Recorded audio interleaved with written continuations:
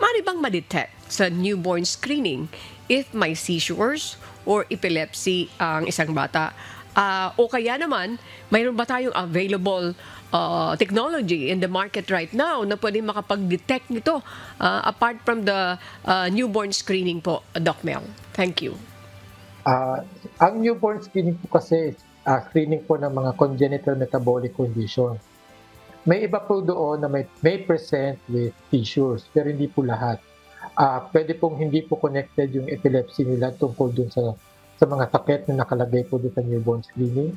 At hindi po porket negative yung newborn screening, hindi ibig sabihin na hindi sila magkakaroon ng epilepsy later on. Wala rin pong mga biomarkers or mga test na mag-predict ang isang bata na magkakaroon ng epilepsy later on. Wala pong ganong technology po tayo. Pero mayroon po mga risk factors. For example, sa mga pagkapanganak at nakita po namin na nagka-problema during delivery, ina-advise na po namin agad na binabantayan po namin yung development ng mga bata. Actually, pag nag-seizure po sila first, sa baby pa lang, first few weeks, no? Yun ka po yung high risk talaga na pwede sila magkaroon ng epilepsy later on in life. Yung iba po na mga sakit is usually genetic, hindi rin po nadidetect yun. At ito po ay age dependent. No? So, may mga lumalabas po talaga na in certain ages po ng mga bata na hindi po madidetect ng newborn stage. Okay, there's no technology available in the market. Yan. Kita mo, Miss Jackie, ha? So, kailangan talaga mapag-ingatan natin ito. Okay, Miss Jackie, balik ko ulit sa inyo si Dr. Mel. Thank you po. Yes. Yes, thank you, Ms. Annie. So, nabanggit niyo po, no, Dr. Mel, na wala naman pong makakadetect po kung may epilepsy ang isang bata, no? Pero meron pang mga signs and symptoms ng epilepsy ang isang bata. Ano pong nakikita po natin?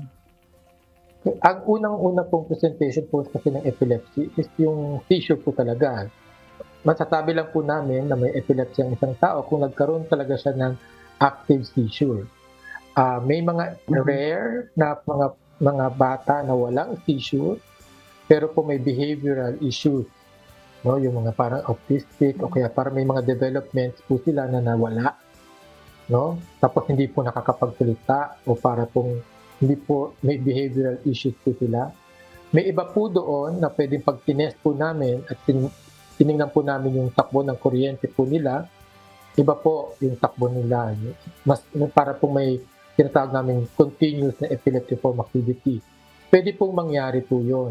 Pero hindi po yun pangkaraniwan. At yun po, pwede po namin magamot. Pero po, since na lumabas na po yung developmental problems nila, hindi po yun completely nawawala.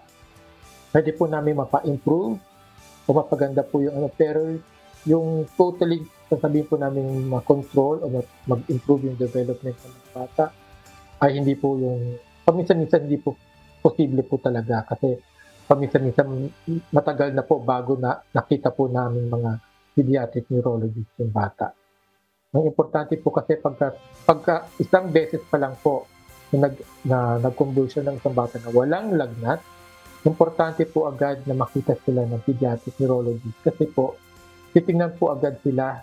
Lahat po sila kasi required to do a test, which is yung electroencephalogram o EEG, to check kung meron pong risk factor or risk na pwede pong maulit ito sa kanilang mga anak.